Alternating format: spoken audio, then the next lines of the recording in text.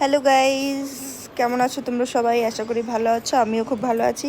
তো এই দেখো, এখানে আমি করছি আম মাখা।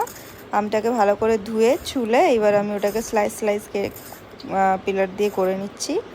দেন এটা স্লাইস স্লাইস করা কমপ্লিট হয়ে গেছে। এবার এটাকে আমি মাখা করব একটু লবণ, একটু লঙ্কা পাউডার আর একটু বিট লবণ দিয়ে।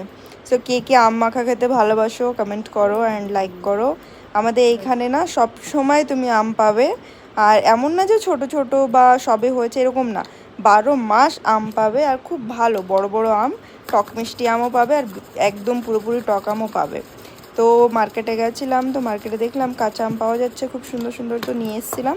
তো আমাকে এখন ইচ্ছা করলো একটু আম মাখাটা খেতে, তো ওটাই বানাচ্ছি। আর আমাদের এদিকে গরম পড়েছে প্রচণ্ড, তো ওর জন্য গরমে তো আরোই ভালো লাগে টক জিনিস খেতে। আর আম মানে তো আম মাখা মানে আলাদাই একটা ভালোবাসা আমের প্রতি।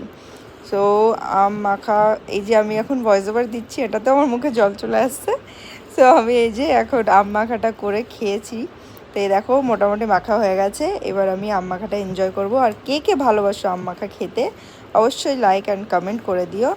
আর তোমাদের ছোট্ট একটা সাবস্ক্রিপশান করলে পারে আমি অনেকটা আগে এগোতে পারবো। তো প্লিজ যারা আমার চ্যানেল সাবস্ক্রাইব করোনি, একটু সাবস্ক্রাইব মানে একটা সাবস্ক্রাইব করে দাও। যারা নতুন আছো, যারা নতুন আমার ভিডিও দেখছো, তোমাদের একটা সাবস্ক্রাইব করলে আমার একটা ফলোয়ার্স বাড়বে গাইস। সেটা ভেবে হলেও একটা সাবস্ক্রাইব, লাইক, শেয়ার অ্যান্ড করে দিও। থ্যাংক